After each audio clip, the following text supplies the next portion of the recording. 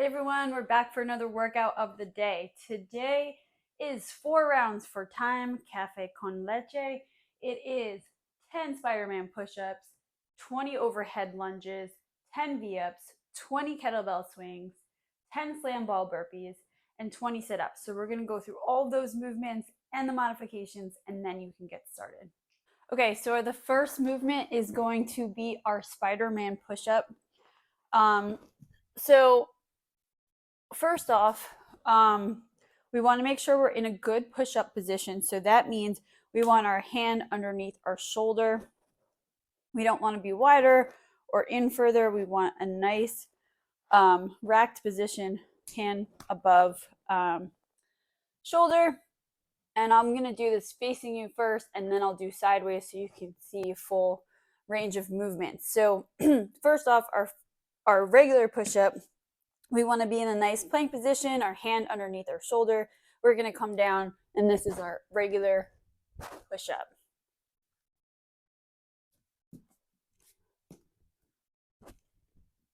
Okay. And then our modification for our regular push-up is being on our knees, shoulder and hand stacked above each other, and come down with a straight back and not really pushing your butt backwards. So the Spider-Man push-up, we're going to be in that nice push-up position. And then we're going to, as we come down, we're going to bring our knee to our elbow.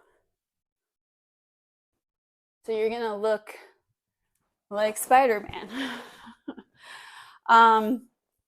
If you can't get your knee up that high, that's okay. You can also try to just do a one leg push-up. You can just try to bring your knee in slightly. And if nothing else, just do a regular push-up or the modified push-up on your knees. So there's 10 of those. The next is going to be our overhead lunge. So just real quick, going over the lunge position, we want to make sure we're in a nice 90-degree angle with our leg that comes down. We're going to push forward with our foot that's above. So an important thing with an overhead lunge is that you want to make sure that you're nice and tight in your core. You're straight upward. Your back is straight. Everything is going to be stacked above the other thing. So we're going to go over a few different ways you can do this. If you have a plate, you can use a plate. We're going to make sure our arms are straight above overhead, kind of pushing up into the plate. And we're going to come into that lunge and again push off that front foot and really keeping everything here nice and tall. The other thing that you can use, and you can switch hands, so you can do 10 on each side, but you can still switch, hands. So again, we want to really be pushing up into that dumbbell, and we're going to come into that lunge and really keeping everything nice and straight and tall. And the important thing is to keep that arm really pressed up and pushing upward, because one, it's going to be very hard to keep that weight above your head if your elbow is bent. This is keeping a nice base for it to rest at the top. So you're putting little effort into holding it there, whereas if your arm is bent, you're going to be really struggling to hold it, and that's not the purpose of this, right? It's just to add more weight into that lunge movement.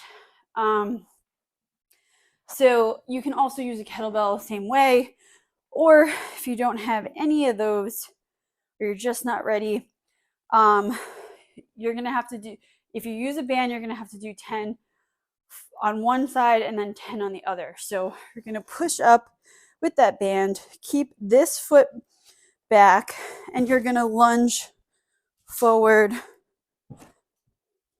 And again, you're going to use the same foot first and then switch sides and do the other leg. But again, always keeping that arm straight and pushed up, that tension on that weight above head. If nothing else, if you're not ready for the weight, you can just do regular body weight lunges, or you can even bring your arms up.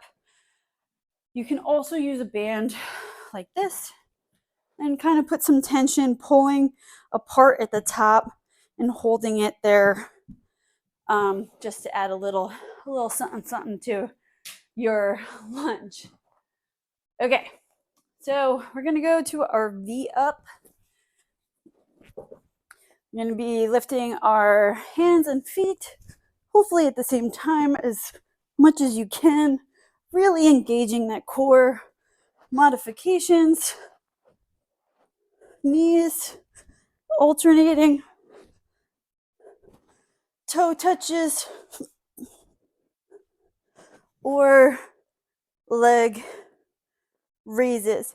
Important thing with the leg raise, really make sure you're engaging that core, because some people, we don't want to be just working our hips there.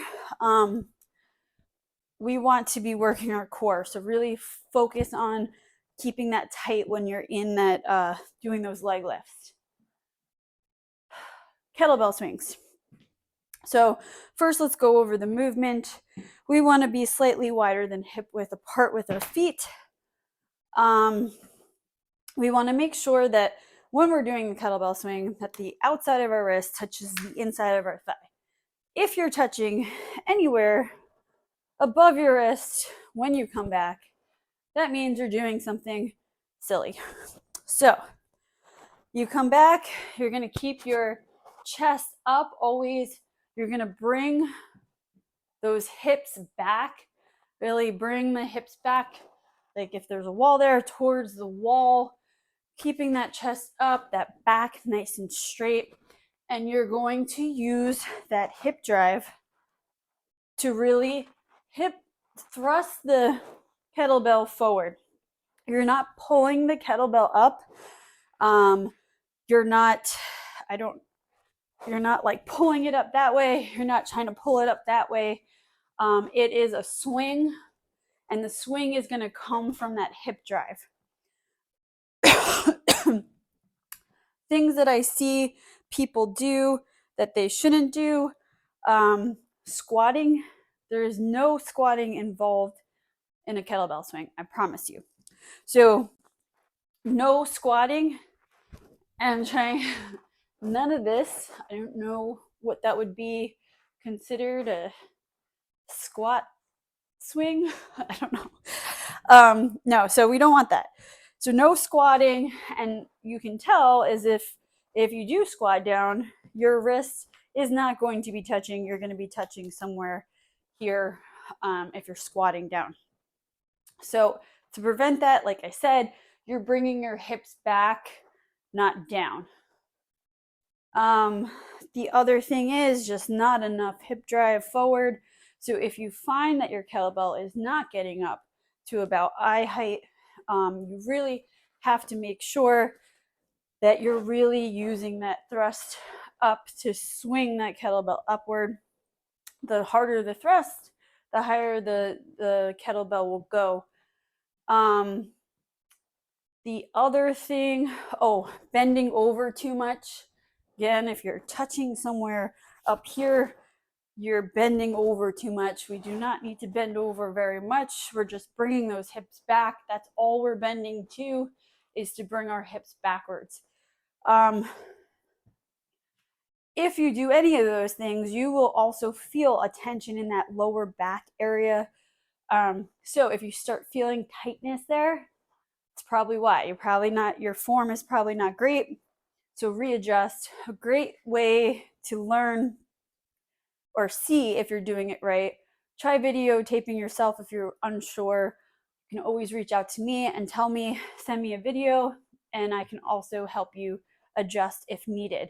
So This is what it looks like with the kettlebell. Again, we want to come up to about high eye height.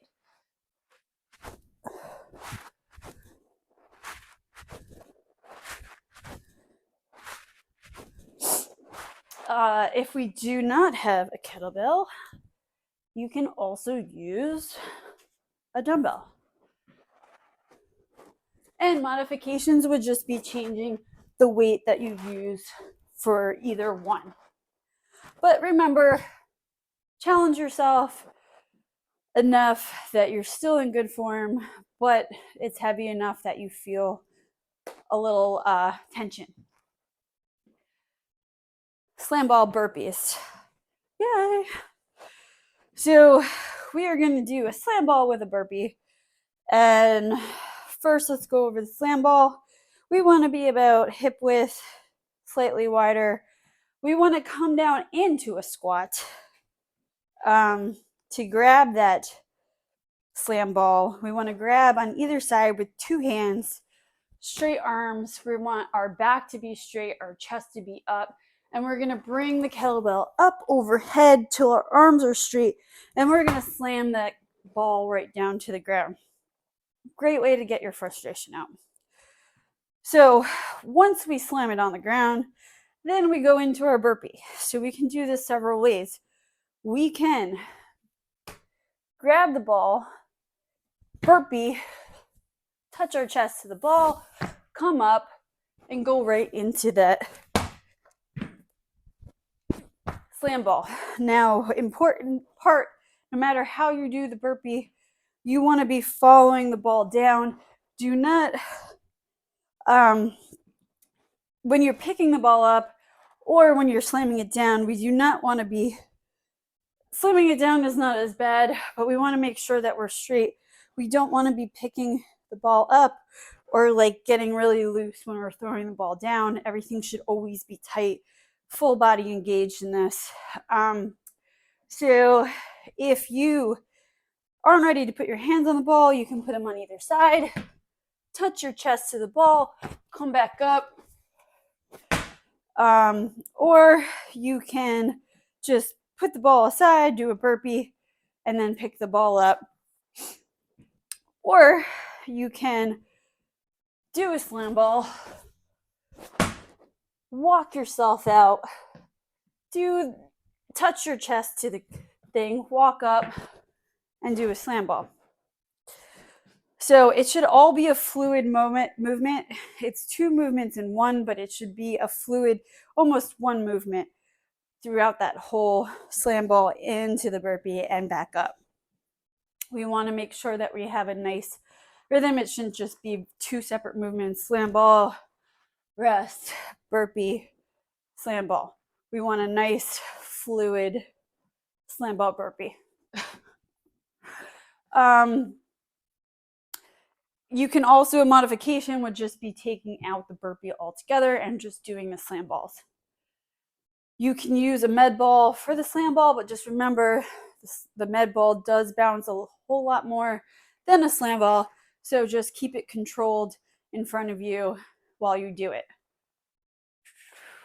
If you don't have a slam ball, but you have a plate, you can also do come up, come down with the plate, burpee, pick that plate up, come down, and so forth.